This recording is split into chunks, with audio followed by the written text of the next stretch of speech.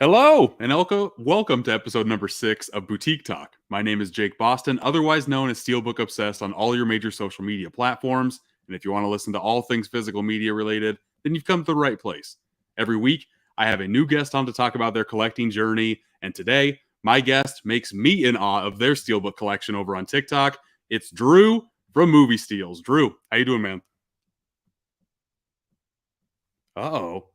Man, our connection was so good when we started. I'm hoping that it kind of bounces back up here because his collection looks amazing. Thank you so much. Yeah, I love building this collection. It's been so much fun. I basically just started about a little over 3.5 years ago, like with Steelbooks. Oh, really? Man, then you Yeah, all you're like systems way go on ahead of your me in end. the game. Yeah, Yeah. Very, very but yeah. cool. Well, so have you been collecting just for 3.5 years or just solely on Steelbooks? No, so like my collecting journey started like way back in the day. So when I was a kid, we lived in the middle of nowhere in Pennsylvania. Like we Mm-hmm. had no cable. It was just like we got like 3 channels. So my family would like drive to Blockbuster every weekend. We would get like 5 or 6 movies. And like back in the day, you used to be able to like dub VHS tapes. Mm-hmm. So like you could run 2 VCRs. So we Oh would yeah. just we had 2 VCRs hooked up. We would just dub tapes like every weekend. We had 5 or 6 movies, and then we just had a huge closet that was just full of movies ever since I was a little kid. And then like growing up, Blockbuster 2 had like the previously viewed copies Mm-hmm. of Oh movies, yeah. so you could go in, you could be at like 3 for 15. I used to go in there every weekend and just buy like 3 or 4 movies, and yeah, I had a huge collection growing up, and then I went all digital for like 10 years. Oh, you're one of those Um, guys. yeah, I went all digital for a while. And then I honestly started getting back into physical media just during the pandemic. Hmm. So yeah, I got rid of my collection and now I'm like rebuilding it all up again. So Yeah, man, a lot of people during the pandemic, they just started collecting stuff because there was nothing else to do. well, I started like because I was watching a ton of content like on all the streaming services, Yeah. and I just remembered like it just when you watch something on streaming, it's just so forgettable. Like Mm-hmm. I could watch a movie and really like it. Like Extraction is one that always comes to mind, Mm. the one with Chris Hemsworth, because I Yeah. was like, when they released the sequel, I was like, I totally forgot that I even watched the first one and that I really liked it. Mm-hmm. And then there was a movie called Run with I think Sarah Paulson was in it. It's on Hulu, but Yeah, it's the another like horror one. really good movie. Mm-hmm. And I was like, these movies are just, if I owned it, I would like remember much more about it. And then, since I was growing up and I had a collection, I just kind of got the bug again. So I just started rebuying everything. Yeah. I mean, even from when I was a kid, like the first VHS that I ever bought with my own money was the Best of Chris Farley, that SNL tape. And Oh, every wow. time I put that sucker in, I knew I was going to be in for a good time. And that's kind of the Yes. same feeling I have anytime I pop in any type of physical media I have. I can look at Mhm. it, can pop it in, throw the disc in. It's like, it just feels right every time I do it. And I started like I did research. Like I had a big TV, like I had a 65-inch before, Hmm. but like I did some research, like, because I wanted a new TV. I wanted like a good one. Yeah. So I started like researching it. I got an LG OLED, so I was like super happy about that. Hmm. And then I was like, I realized that there's no real 4K content in the streaming world. You know what I mean? You can get a Right. 4K stream, but it's not real 4K. Correct. So then I started buying like 4K discs. That was before I got into Steelbooks, but yeah, I started buying like 4K discs just to get like actual 4K content. Yep. No, the OLED was definitely a game changer for me as well because I had 4K stuff and I had a 4K player, but just playing it on Mhm. a random 1080p TV, it was fine, but it was just Yeah. whatever. The OLED is where your mind kind of gets blown like, oh my God, I need to have as much 4Ks as possible to watch on this thing. Yeah. Dude, like what? So what are your like favorite like 4K discs to watch on it? The two that immediately come to mind for me where I was just like awestruck was the second sight version of Drive. That sucker blew me away, man. Just the I'm so night scenes. jealous. I Yeah. missed that release. Oh my God, it's amazing. I have the standard I release. I have the don't have 4K. Like I got the new French one that came out, but I yeah, don't have the second sight one. gotcha. I don't know if the transfers are close I enough think they're on there. different. Okay. Yeah. Well, the second sight one was great, and then one from a major studio, Willy Wonka and the Chocolate Factory. That 4K looked Really? for a movie being 50 years old. I was like, this looks like it came out now. It looked amazing. That's one of my favorite things about 4K because I feel like it just completely breathes new life into older movies. Like I Agreed. just watched Beetlejuice, Yeah. the 4K for Beetlejuice, and I was like, it looked so good. Hmm. Like some of them, Carlito's Way, Beetlejuice, like so a lot of these like older movies, I feel like you don't need to remake them. Like just remaster them in 4K, and then I feel like it's like almost a new movie. Correct. I mean, we're talking about Arrow Video this time, but Scream Factory, they come out with a lot of 4Ks. I'm a little hesitant to buy those just because I already have the Blu-ray version and they don't include Mhm. new special features or anything. So I would love to have a 4K version of a movie that I love from them, but to rebuy it just for a new transfer for $40, that's where I'm kind of like, I don't know. I always check the reviews because not all 4Ks are created the same. So Correct. yeah, Correct. Yeah. yeah. Always check the reviews. But yeah, Well, very cool, man. So you've been collecting since God knows when, since you were like a little tyke. yeah, So pretty much. I've always collected stuff. I've always had the bug, and just movies have just always. I feel like it was video games for a little bit, mhm, and then it was movies. But now I feel like movies are just much more timeless. right. Like I can watch something like The Shining or Aliens. Like Aliens is my favorite movie of all time. I've probably seen it 50 times. You know what I Yeah. mean? That movie's what, 35 years old now, and Something I like can that. still watch it to this day. Like if I play a video game that's from like the PS1 era, it just doesn't have the same, it just doesn't mean the same thing to Right. me anymore. In my early 20s, that's like all I did. I went hard in collecting video games because I Mhm. personally I wasn't able to have any system. I was able to have handhelds, but not systems. I went to friends' house to play Okay. that stuff. So I always Okay. loved it and I wanted to have one for my own, and then I just collected fucking everything. But the older I've gotten, the more like the less time you have, really, because you're always busy with other stuff. So I would You can rather say just that like again. unwind, grab a movie off a shelf and watch it rather than like pop a disc in, play for a few hours and then like continue. I don't know. I like having like a completed journey at the end of the night just to kind of be like, okay, I want to watch this, go to bed. That's kind of one of the reasons I prefer movies over TV shows also, but yeah, the video game thing, I had like an epiphany. Like Mass Effect 2 is like one of my favorite video games of all time. Hmm. And they like remastered it. So I like pre-ordered it. I had it. I was like, I can't wait to play this. And Right. I was playing it and I was like, I don't like this anymore. Like it's Hmm. just not the same. Like I feel like the video game is just like a snapshot. Like it's that moment. You have so much fun playing it. When you revisit it 20 years, it's just not the same. Yeah. I played Red Dead Redemption for so long when that came out. And then the sequel came out and I was just in a different part of my life. I'm like, I don't even think I have time to like give this the time it needs, it deserves, which Yeah. kind of broke my heart a little bit, but that's just, yeah, that's how it goes. Life changes, Yep. man. Yep. You Just can like say you that and you're collecting. You just started again. collecting Steelbooks 3.5 years ago, and I'm in awe of the stuff that you have. Why did you start going down the Steelbook route? The first Steelbook I ever got, where is it? I have it here. So the first Steelbook was this John Wick, chapter 1 through 3. Mm-hmm. I got this from Best Buy, and I always remember it because it was during the pandemic, because it was the first thing I ever bought where you couldn't go in the store. Oh, Like right. it was the Yeah. first thing they had to bring out to your car because Yep. the store, like they wouldn't let you in. Weird Like I times. had video game Steelbooks and I liked them, but I was like, I saw this, I had this Steelbook and I was like, this looks awesome. Mm-hmm. So then I just fell down the rabbit hole. I was like, what are some other like my favorite movies, like The Shining, Aliens? I was like looking up all of these movies, seeing what the art was. So yeah, my first premium, I got this one. I bought some other like random Best Buy ones, and then like fell into the premium game with like Film Yeah. Arena and Manta Lab, and so it was all over from there pretty much. I Yeah. just love the different art. The premiums can get you in trouble, man. That I wish I had more in my collection, but damn, those price tags, like I can only have a select few for sure. Yeah, yeah. I always like my favorite ones, or if like packaging is like super cool, Right. I'll like go above and beyond. So Yeah. yeah, but yeah, I just love the. I wanted to upgrade my entire collection to steelbooks. That was my original goal. I just Hmm. knew at this point I know that's not really possible, but I just love the way it looks on the shelf. It's like so uniform. I just and I just love the different art on them.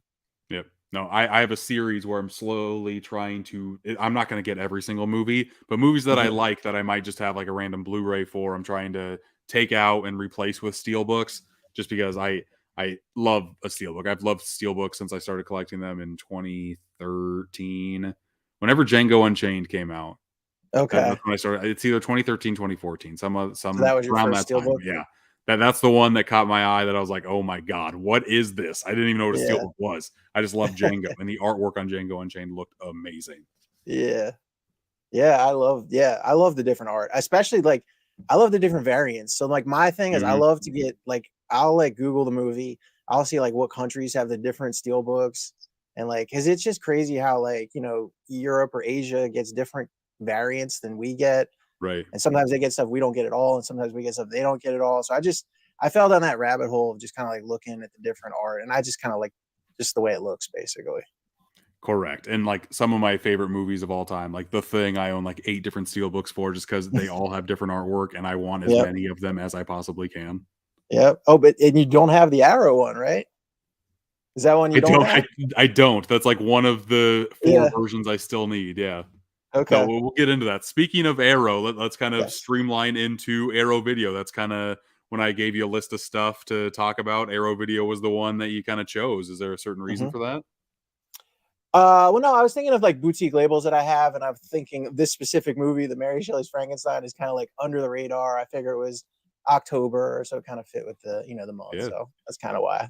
No, it makes I sense. don't And have too many like Scream Factory or Synapse stuff. I have mostly Steelbook stuff, and a lot of the smaller boutique labels, they don't do a ton of Steelbooks. right.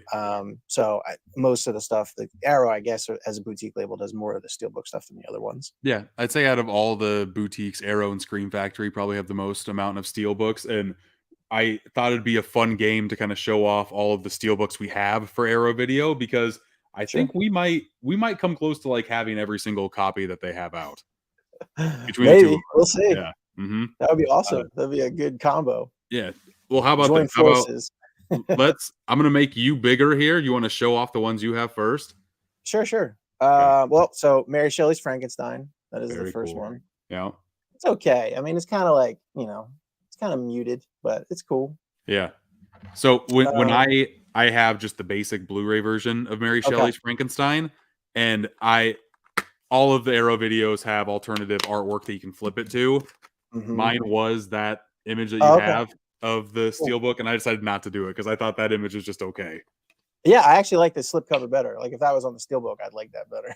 Right. And I do have Old Boy, so I got this one on eBay. Ooh, nice. This one was a 4K. It is embossed. I don't know if you can really tell. Well, And there's the back. Maybe I'll take it out.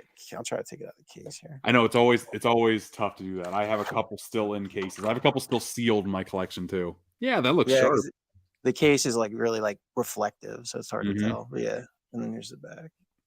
Yeah, and the Arrow always does like the little booklets inside, which is like really nice. Right. And then this Elvira I got. This was part of a bundle. Okay. So somebody was selling a bunch of like old school like I bought. So this guy was selling a bundle. It was Goonies, this Barbed Wire, and The Mhm. Wizard with Fred Savage as a bundle. And I was like, all right, random. cool. Yeah. That's a cool looking steelbook. I've never actually. Yeah. Oh geez. Let's see how long it stays froze for. Let's see if I swap it. Maybe if I'm making this picture bigger, it'll unfreeze. Elvira is a movie I have not seen either. The spot gloss on that sucker. Oh my god, that looked amazing. Yeah. It's nice. Mm-hmm. And then this is King of New York with Christopher Walken. Very cool. Yeah, these are all like the ones that I had that you don't have. I think are Region B. That's probably why Yeah. you don't have them. Like I the have a Thing couple- one was a Region B one. Yeah, that's the one I want so bad. It's just the classic artwork. It's amazing. This is the one I wanted. I actually preferred this over the Best Buy one. And the Best Buy one, like I missed the order. And like, I don't know, for me personally, like I can spend like $60 on an import. But for me to spend like $60, if someone's selling it on eBay or Mercari for like $60 as like a It's Best Buy different. one, Yep. I can't see myself doing it. But yeah, this one was really cool. I'd put the 4K disc in this one. So Yep. I had Smart to man. see 4K. Absolutely. Yeah. I know it's your favorite movie of all time. It's like I think number 7 or 8 for me. Yeah. It's good stuff. Perfection. And Big Trouble in Little China. Very cool. Classic art on that one. Yep. Another cool one. And then I think did you have RoboCop? I do have RoboCop. Yep. Okay. That one looks too I bought good. this. I was mad because I got this when it was just the Blu-ray, and then they came out with the 4K disc with the exact same art. Mm-hmm. I just re-upped. I got the 4. That was one of the ones where I'm like, yeah, I'm just gonna get the 4K. Double dipped. Yeah. Mm-hmm. I couldn't do it because it was like a 4K transfer on a Blu-ray, so I was like, all right, it can't be that much better. Sure. So, and then Weird Science I have to as well. Nice. Yeah. Weird Science one, I feel like gets slept on quite a bit. I like the way that one looks. It's like the classic 80s image there. Correct. Yeah. On the front and back of it too. Yeah. It's just got Kelly Mhm. the Rock on the back. Very nice. Yep. Okay. First one's sealed. So sorry, this one isn't as fun, but I have 12 Monkeys. Oh, That I have the one's very Zavi nice. release for that one. Yeah. There's like some random spot gloss in the middle here, so it kind of stands out, which is Oh, always that's cool. Yeah. Next one up, I have a Region B version of Battle Royale. I have never seen Battle Royale. It's pretty dope. I It's know, I've heard it's brutal, definitely man. on my radar. Yeah, it's brutal. I'll kind of open up, show the front and back, and yeah, if you've never seen it, I do recommend it. It comes with the booklets, like you said, but I also like how like the disc artwork actually has like images, and there's nice images on the inside of the majority of these steelbooks. Mm-hmm. It's very nice. Okay, next one up. I just watched this movie for the first time about a month ago. Bride of Reanimator. I have never seen that either. Okay, Reanimator was a blast. This one Okay, isn't as good, but it's kind of batshit crazy. that's always good. That can be good too. Right. That's No, cool. That's a cool steelbook. The back is awesome. yeah. Yeah, him just stabbing That the is heart. that is awesome. It's pretty nice. I don't think I can show the inside because there's boobies in it, Drew. Okay, okay. Yeah, don't Can't do do that. that. Oh man. And speaking of Region B that are kind of brutal, I'm curious to see if I can show all of this sucker too. Because the imagery is pretty graphic, and I've never seen this Really? movie. But as soon as I saw this image, I'm like, I need this. I'm gonna put my thumb here or my finger here just in case. The Driller Killer. Oh, I've seen that steelbook, but I've never even heard of that movie. I've seen the Yeah, steelbook though. I knew it was big in the UK, but I have not Okay. seen it yet. I will at some point. There's the back, just nice, strong graphics. Dude, these foreign movies go hard. I just watched Martyrs, and yeah, that kind of ruined my night, man. Yep, That was rough. I gave my wife a list of like 12 movies that we could have watched on our anniversary, and Martyrs is the one she decided to pick. Did she just pick it by name, or she knew its reputation? She really likes messed up. She likes true crime stuff, and she kind of likes dark stuff. And Martyrs hit the bill. Holy shit! You can say that again. Yeah, Martyrs went hard, and yeah, there's like a half-hour stretch of that movie where it like stretched my limits. I think you know what I'm talking about. I didn't realize it was 99 minutes. I did my Letterboxd review, and I was like, "This movie's 99." Dude, I felt like I watched like 4 hours. Agreed. Yeah, that sucker was a marathon stretch, man. Yeah, they put a lot. They fit a lot into 99 minutes. Agreed.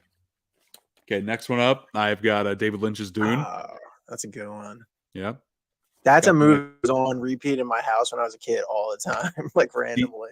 I never watched this one until the new one came out, the Denis Villeneuve one. So I watched this one. I like Denis Villeneuve's, but I don't know. There's something kind of special about this one. I don't know what it's got that like practical effects charm. You know what I mean? I do. It's like just certain like movies from that era. Yeah, that. Right. Here's one I got in a lot. So I got it used. There's a couple dents in it, but I like the steelbook. It's pretty classic. Hellraiser. That's a good one. Is that the trilogy or is that just the first one? It's just the first movie. Okay. I think do they have a trilogy steelbook? Oh, there might be. Yeah, I think there is. Yeah, that's there's awesome. The back, it just stretches out. Yeah. I like when there's no title. I like when there's no title in the front. It's just an image. Yeah. For me as a steelbook collector, simple yet striking designs get me every single time. I love it. Mm-hmm. Just pop, make sure that art pops like crazy. Yep. Let's see here. This next one I got for $10, so I haven't opened it because I've seen it before. And it's one of those movies where like you watch it once and you don't know if you want to watch it again. Last House on the Left. Oh, the classic. I've actually never seen the classic one. I've only seen the remake. Yeah. It has a reputation for a reason. It is brutal. And the last third kind of pops out of nowhere and takes you on a left turn. If you've never seen it, I think you should. But I've heard I haven't seen the remake myself, but I've heard that one's pretty solid too. Yeah, I thought the remake was okay. The very, very end was like kind of out of nowhere, but yeah. But other than that, I enjoyed it. Yeah, kind of like the 70s version then. Okay. From the director of Bride of Reanimator, Brian Yunza, we have Society. That's one I've always seen the cover, but I've never seen that one either. The cover is the best part. Like the best part of this movie is like the opening title screen where it shows you like a whole bunch of just faces in a blob. The movie's kind of a bore for me, but the practical effects are stunning. I love that. Yeah. And then this next one, it's an Arrow Films, not Arrow Video release. This was a Zavvi exclusive, if I remember correctly. It's The Voices. So did they like produce the movie themselves? No, I back in the day, like this movie came out 2009, 2010. Zavvi would come out with like limited runs on their steelbooks, like 1,500 or less. And this was one of them. It's just a UK exclusive. But again, it's another one where it's kind of like a concept where it's just a fridge. and in the inside you kind of have the heads inside the fridge. Just That's cool. very That's very very cool cool. release. The voices, it's okay. I like the concepts a little bit better than I like the actual movie, but it's still pretty solid. Yeah, nice. Oh, Well, we have a lot. You didn't show True Romance. I thought you had True Romance. I thought you had True Romance. I do I have do, it. I do. But I didn't pull it because I thought Shit, and I didn't pull it because you had it. Yeah. Well, you want I to pull it. yeah, if you want to, you pull that one. I'm gonna pull Killer Clowns because I see it over there and I just totally forgot. Okay, you Gotcha. get yours first. How many Steelbooks do you think you have altogether? I don't know, probably about 600 now. It's Yeah. growing. I just got Halloween season 3, Halloween 3 season of the witch today. Nice. I just got Malignant import from Germany. Mm-hmm. And what else? I got something else today. I can't remember what was off the top of my head. Yeah, I go hard, man. I just counted for another podcast that I was on, and I broke the 1,000 mark. I'm at like, I want to say I was at like 1,032 as of now, which is absolutely nuts. I never thought I would own 1,000 Steelbooks. That is just crazy to me. But yet I have like 15 of the Arrow Video ones. So I guess you go at a habit for so long, you just you keep on collecting and collecting, and you just don't stop. I mean, I just constantly check eBay and Mercari like maybe 6 times a day and just see like what's posted new. Right. So yeah, there's there's movies like Team America World Police has a Steelbook. I didn't even know, like that just popped up randomly. Mm-hmm. But it looks nice and I want it. Yeah, no, I know it's exactly embossed. It's got a nice embossing on it. Yeah, I wish for. Yeah, no, you show that. This is awesome, and this is one that this is my biggest regret though, like purchasing wise, because I bought this when it was only in the UK. Mm-hmm. So I got this like imported. Yeah. Before it like was available like widely in the US as well. So I paid like import price for this one, unfortunately. But right. Yeah, no, Drew, I did the same thing. This one is amazing. It looks excellent. Yeah, no, I bought the UK one too, but I bought like the box set that the Steelbook came in because I love True Romance. True Romance is like one of my favorite movies of the 90s, maybe of just forever. Yeah. It's one of those movies I saw as a kid and I was like, I shouldn't probably watch this movie. Yeah. There's I always remember the scene where Patricia Arquette's getting beat up and like that was like, I was like, oh my God, when I was watching this as a kid. And then I watched it when this came out and I was like, oh, I forgot how funny Brad Pitt. There's so many Christopher Walken and Brad Pitt. There's so many awesome just characters in that movie. Yeah, there's something about it now where I just watch it and I feel like it's just like a fairy tale being told almost, even though it's like kind of fucked up. Yeah, it's just super violent fairy tale. Yeah. Yeah. Do you want me to grab Killer Clowns? Sure. Okay. While I'm grabbing that, you talk about what your favorite Steelbook release is. My favorite Steelbook release. Oh God. Wow. Yeah. Wait, let me flip flop. Well, my favorite Steelbook that I have, I guess I should grab it, but I have a German Alita Battle Angel that I absolutely have. It's my favorite Steelbook. She's embossed. It's got great colors. It's like awesome. So it's my favorite like art on a Steelbook. My favorite Steelbook release of all time. I mean, it's got to be Prey. I'm just so happy they did a Prey. Yeah. I was like, I didn't think it was going to happen. I actually had a custom made for Prey because I'm like a huge Predator fan. So I was like, they're never going to do it. I'm just going to get a custom. I bought like a bootleg off eBay. I was just like, let me just keep one in my collection. But yeah, I'm like so happy that they came out with a Prey one. So. Yeah. I'm happy that it's back in stock now too. I heard that they had very low print runs, so I'm hoping that they saw how quickly it sold out and they already had a refresh of printings. I'm not sure how that works, but I'm just glad people can get their hands on it. I know. I'm like so against scalpers, man. I'm like, I was gonna do a TikTok video on how to avoid scalping for the Oppenheimer Steelbook because that already sold out too. Of course, because it's available. It's available from other like international retailers for like you end up paying like $5 more, but instead of scalper prices. Right. Never do scalper prices. I mean, that Prey one for a couple of weeks was like $120 what it was selling for. Yeah, somewhere between. Yeah, I saw like between 80 and 120. When you're a Steelbook collector, I've been doing it for so long. You either wait, and if you're okay with missing out, that's fine. But more often than not, it'll either get a second reprinting or it'll just like come back in stock on the website. That happened with the Suicide Squad for me.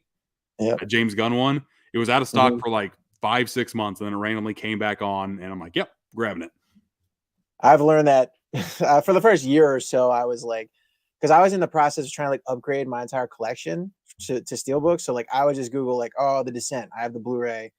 What Steelbook? There is a Steelbook. Let me see. Like, oh, this one's the cheapest one. Let me just send an offer and see what happens. I've seen that pop up. Like it's a beautiful Steelbook, but I've seen it pop up like a few times for much cheaper than what I paid for it. So Sure. I've learned that over time. There's no Steelbook that's a once in a lifetime opportunity to buy. You know what I mean? Yep. So you'll always see it if you just stay patient. You gotta be patient. That's exactly right. Yeah. Because I say people like when I go live, people are always like, "Oh, your collection's awesome." I'm like, it doesn't really take any skill to have like a Steelbook collection. You know what I mean? Like if I had infinite money, I'd have the sickest collection ever. But yeah, I guess the only skill is just not overpaying for everything. Yeah, you and I go live on TikTok. I do it every now and again. There's some people that go crazy hard at it, but it's amazing the amount of people that just pop on there and just either say you collect movies or your collection's awesome, that type of thing. Yeah, yeah. I try to go live like every day. Do you? I try. Yeah. I try. I don't always do the collection ones. I do like letterbox reviews and stuff like that too. Sure. I don't have the time in the day. I wish I did. It's very addicting when you go on there. Normally, like whenever I have the chance, I go on for like 3 hours until my phone battery dies, and then I'm just done. I'm super lucky that I only need about 4 hours of sleep and I'm good. So I wish I was that lucky, man. There's like one day a week where I just crash at like 8 o'clock, but other than that, the rest of the week I'm good on like 4.5 hours of sleep. Right. I put out 2 videos a day on all of my socials. So like I have to have at least like 3 nights a week where I go and just make all those videos, and then I do a live stream here on the podcast. So yeah, there's one night a week I just go to bed as soon as I put the girls to bed, and I just fall asleep hard for like 10, 11 hours. Yep. Same. Okay. Well, randomly now, here's Killer Clowns from Outer Space. Just classic artwork. That is awesome. Got the popcorn on the back. Forgot to play this. I pulled it, so I'm going to randomly play it now. That was Arrow Video Talk.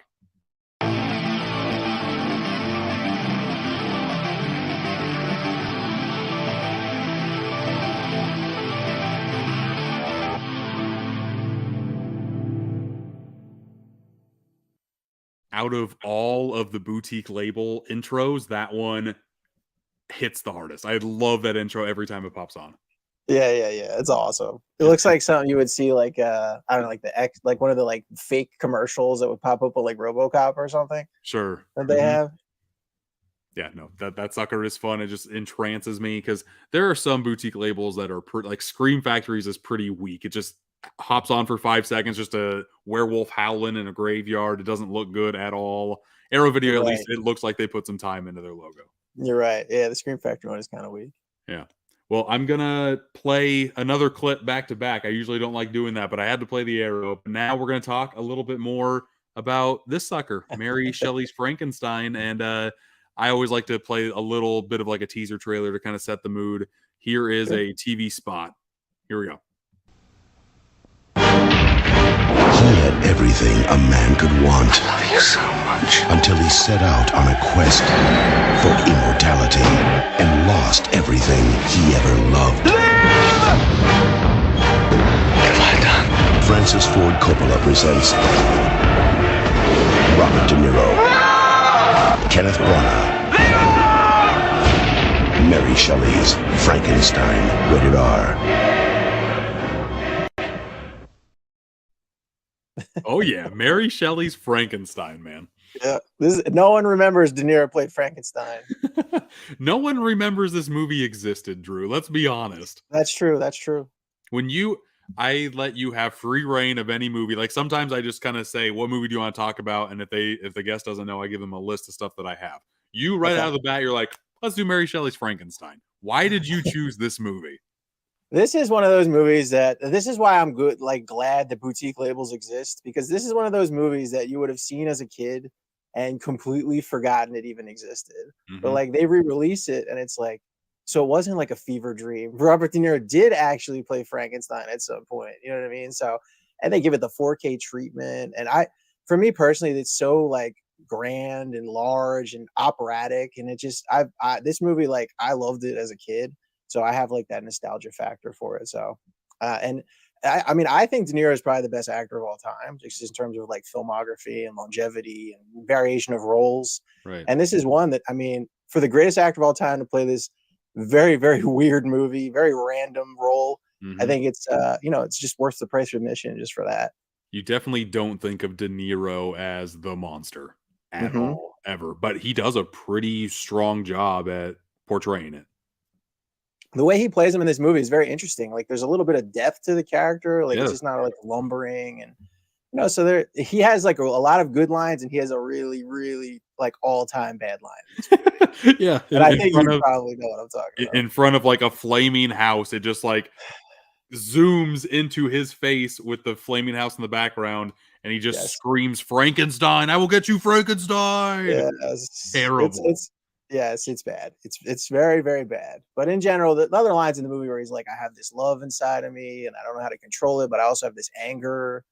And if I don't get to, like, he says something like, if I don't get to experience the one, I'll indulge the other. So there's like some really cool lines in the movie. So there's a line in here where did not need to be at all, but there's like a incest main love thread through this movie. I mean, they grew up brother and sister, but they're not blood related. There's literally a line when they're about to have sex for the first time where they're like, brother and sister, no more. Like a word for word. Be in the movie, I would have totally forgotten that like plot point that they were like technically brother and sister. If she didn't say that, you know what I mean? I know that they're trying to be very close to Mary Shelley's script, and that's fine, but yuck. Just the entire time I was just like, this is gross. They had to, in the introduction, they had to have a scene where both of them are little kids just to introduce that, her mom and dad, they died of influenza or smallpox or something like that. Yeah. Terrible. Yeah, it was bad. But in general, I just like it's just like the sets and stuff are just so cool. Just so like high budget, like 90s movies, like it just has that look to it. Like when in Frankenstein's like laboratory, the huge like awesome. vat that he's in, the big like the tubes that come down, it just looks so cool to me. Yeah, instead of like putting Frankenstein into the sky, he just has like a vat of electric eels that he goes and sets. That's his electricity for it. It's very bizarre. He has to have amniotic fluid that the monster has to stay in. So like there are birthing scenes where he's just like scooping that up and like putting it in a bear hole. He's like, they show him like show up. He's like paying off the nurse or whatever to pick up the fluid. And I'm like, oh. This movie is wild, and I this is the first time I ever watched it was a couple days ago, and dear Lord, I feel like I just like woke up from a fever dream because this doesn't even seem like this movie should ever exist. Yeah, and it's operatic. It's just very big and grand, basically. And the scene that I love the most is when, spoiler warning, but the scene where Helena Bonham Carter is running down the hallway at the end on fire. Yes, man. It is the greatest fire scene I've ever seen in a movie. I was going to bring that up. It's practical effects. It has to be. And amazing. I've never seen anything like it. Like it was amazing. Probably top 1, top 2 fire scenes I've ever seen in my entire life, just because I don't even know how they pulled this thing off. I really don't. It's like 5 seconds straight of a person on fire running down a hallway. They're running through the hallway, and the entire hallway is getting lit on fire as they're running. The first thing that starts the fire, she has like a lantern over her head, just Hulk smashes it in her hands, immediately gets engulfed in flames, and that they had to have done it practically, but I don't know how the hell they did it. It looks so real. Yeah, and I was watching that clip on YouTube, and someone in the comments were like, "Why did he have gasoline on his walls?" Because, like, dude, when she's running down the hallway, like everything just explodes. It's crazy. Yeah, so stuff like that's just so grand, and like as a kid, like it just kind of sticks with you, you know. Yeah, well, I mean, you have Kenneth Branagh to kind of thank for that. He's the main lead in this. He directed this movie. He's known for just like Shakespearean renditions, and he kind of brings that to this horror movie, which shouldn't work, and it's weird. I don't know. This movie is one of those movies where I don't know if I would recommend it to a lot of people, but for me, I will remember it for a long time. Yeah, that's a very good way to put it. I'm trying to think of like more random things that happened. Oh, when the Frankenstein monster got put to life for the first time, and there's like a 5-minute scene of them trying to stand up. It feels like 5 minutes. Yeah, it's probably like 2 minutes, but yeah, because they're both like, because Frankenstein's like naked, like it's just gross, man. He's just covered in amniotic fluids. Like, and they're just slipping in it, just trying to stand up. Like I get like the monster had never done anything like this before, but it's overkill. But I love it. Like I was laughing. It was like a skit show, even though it wasn't. Yeah. Trying to think. Well, Helena Bonham Carter is great in it. Like, it was one of the first movies I had ever really seen her in. Yeah. And I thought she did a great job.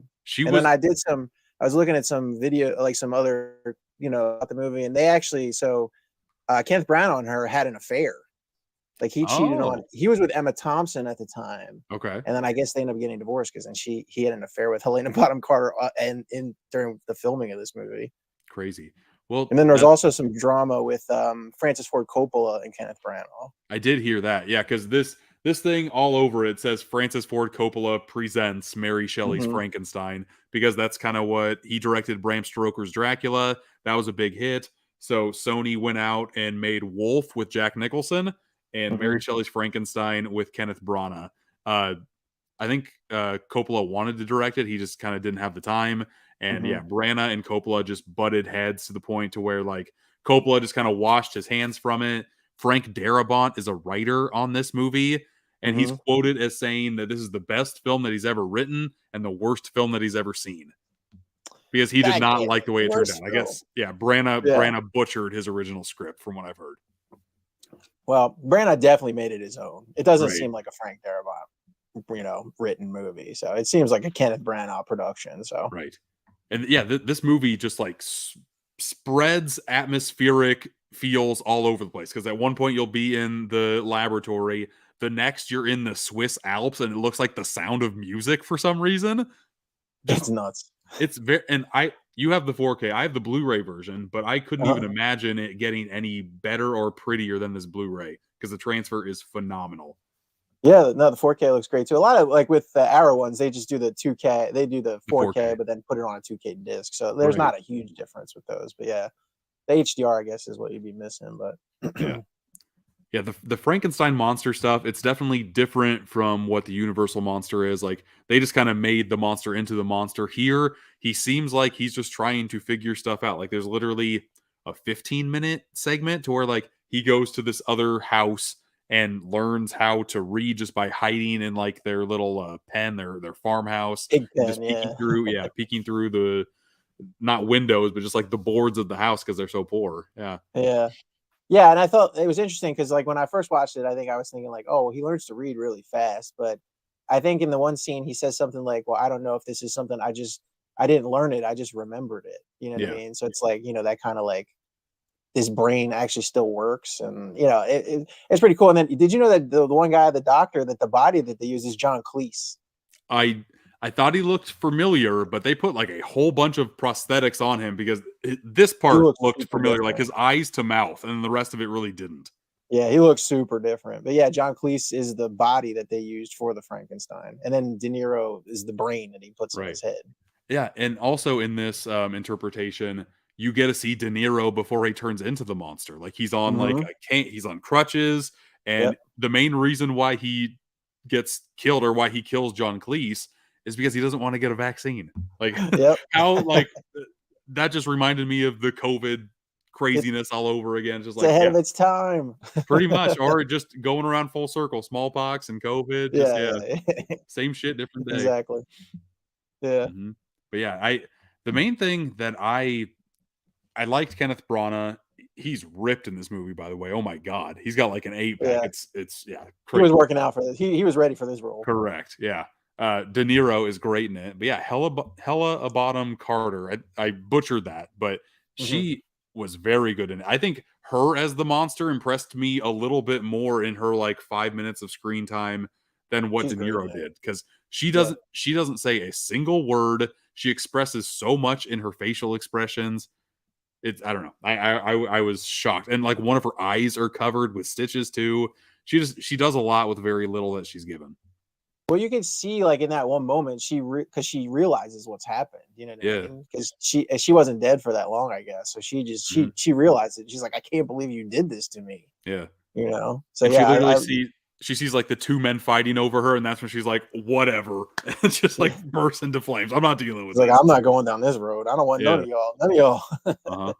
But yeah, the the movie can be so like grand and braviose with its atmospheric telling, and then the last third I feel like just rushes through everything with Mhm. De Niro literally pulling the heart out of Bottom Carter. Like that came out of nowhere, looked amazing, and It I feel like did. they just sped through the last like 30 minutes of this movie when I would have wanted an extra half hour of it. Okay. Yeah, well, I guess he has to like they skip ahead to like they speed roll him creating another Frankenstein really because he creates the Helena Bonham Carter one in like 5 minutes of movie Correct. time. Yeah. Yeah. That was the most intriguing part to me though, is like seeing, because the way that it's shot, like the cinematography style of that laboratory making of the monsters looked so cool to me, like Yeah. totally unique, like That set very, is amazing. yeah, and just like random editing shots of just like sticking probes into different body parts when they're sticking it through the machine.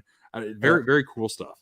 Yeah. No, that's a great the set of that is great. I mean, it's got like that, like I don't know even what it is. I guess it's where the eels were, but Yeah, there's like this big, like pulsating, like I don't know, it looks like a parachute almost yeah, above the vat. It's just super cool. just a It's big like you can't frothy recreate that sack. Yeah, high it looked budget 90s look, you right. know? But then you also get like some Dr. Caligari-esque stuff with like the staircase, the giant staircase with no railings, just looks Mhm. very not from this movie, but still very cool. Yeah, and there's really cool scenes of like the flowing like robes, like walking up those staircases. Yeah. I always think it's funny too in this movie. There's like 4 scenes of people on their knees, like, why? Hmm. Yeah, it's just it's loud and grand, and yeah, I enjoy it. It's a wild movie. There's like literally this maybe takes 2 minutes of the movie's runtime, but the hanging of that one girl who is suspected of like the Oh, child death, oh my yeah. god, like they just, the crowd literally just like has her, picks her up these stairs, throws her off, and she's just dead instantly. But the way that she drops and hangs, and her mom just goes up there and is just so, emotional about everything, that got me good. And usually like hangings and stuff, like The Omen didn't really do too much for me hanging wise at all. This one, wow. This one was crazy. Yeah, and then the scene of her mom, like, beneath her, like, trying to Right. get her. Yeah. Yeah, this movie's Absolutely. funny because it's like it's got, like, elements of it that feel like Pride and Prejudice or something, and then there's elements of, like, someone ripping someone's heart out of their chest. Correct. It's, like, very randomly violent Yeah. too. The Yeah. tone of this movie is all over the board. And I personally, I'm kind of Mhm. here for it. I'm not big into like Victorian epic movies like this, but if you throw in some practical effects and gore my way, you will definitely catch my attention. Mhm. Exactly. Yeah, I think putting this type of storytelling into like a monster movie is very, I don't know, very cool, very unique. I don't know Mhm. the the intro and outro, like the ship stuff at the very beginning. I don't, What was it? You broke up for a second. What did you say? the ship stuff at the beginning and end of this Yeah. movie, I don't know if Yeah. that was my favorite thing at all. I think that they were trying to be true to the book because I think Yeah, initially I heard that is part of the book, so I think that's probably why they did it. right. That was Yeah, another cool set though. That ship looks amazing. Like when in the beginning when they're like, it did. sloshing Stuck in the around on ice. it. Yeah, Yeah, it looks awesome. right. Um, well, I think we went through a lot of these steps very quickly. I don't know if I have anything else. Do you have like a stinger you want to do for Mary Shelley's Frankenstein? No, I mean, I appreciate you having me on. Yeah. Yeah. Is there I'm anything you losing want to it. plug, man? Sorry. No, no, you're all good. Do you want to plug your Okay. TikTok stuff here? I can make you nice and big. Yeah, I'm just Drew Movie Steels on TikTok. I do lives, I do letterbox reviews, physical media content, unboxings, all that kind of stuff. So I appreciate it. I hope you enjoyed, and I really had a lot of fun. Yeah, no, this was a blast. I could talk to you about Steelbooks all day, Drew. Let me tell you what. But I do like to plug the next podcast that I'm doing at the end of every one. And I'm taking next week off. I'm going to be on vacation. But the week following Okay. that, I am, it's going to be November. And people that collect physical media know that November is Criterion Month. So Yeah. next episode, episode 7, we'll be talking about 12 Angry Men, the Criterion Collection Edition with Tim Talks Talkies. Should be a very fun conversation. I have not seen this movie since I was in high school. I want to say like Yeah, 16 years old. cool. So Yeah. I feel like my tastes, I liked it in high school, but I feel like watching a movie that you haven't watched in 15 years, there's always something special about that, just to see like how much you've changed as a person. It's always fun to do. Yeah, definitely. I mean, I just watched 12 Angry Men pretty recently. I think it was last year. I got it during the one Criterion sale, maybe like last year. Yeah, it holds up to 4.5 stars. There's just one, there's a couple jurors that just, they changed their vote. It's a little convenient. But other than that, I mean, it's super solid. But I like Sidney Lumet's such a great actor too. Like Dog Day Afternoon is such a great movie. Correct. Yep. Nope. Cannot wait. And black and white movies don't bother me too much at all. I know they bother a lot of like the younger people and stuff, but black and white can get you. And even though it's just stuck in a juror room, it's captivating from what I remember. So I cannot wait to rewatch it. I love black and white movies. I love The Lighthouse. I love La Haine. Yeah, there's lots of great black and white movies. I mean, even the more modern black ones. and white movies in 4K too. Ooh, they are crispy, man. Yeah. Yes, the contrast is so great. Have you seen Logan? Have you seen Logan? I haven't seen the noir version. No, cut? Dude, it's awesome. I watched Mad Max Blood and Chrome edition, and that sucker looked. I haven't seen awesome. that one. That I just watched The Mist in 4K in black and white, and that was really, really good. Oh yeah, yep. That one's on the list for sure. I've got it. I haven't seen the black and white version. I really want to. It's really good. It plays like almost like a Twilight Zone episode, but like with the gore effects from the movie. It looks really good. Makes sense. Well, cool. Thanks again, Drew, for coming on. That's been episode 6 of Boutique Talk. And until next time, I'll see you. Appreciate it.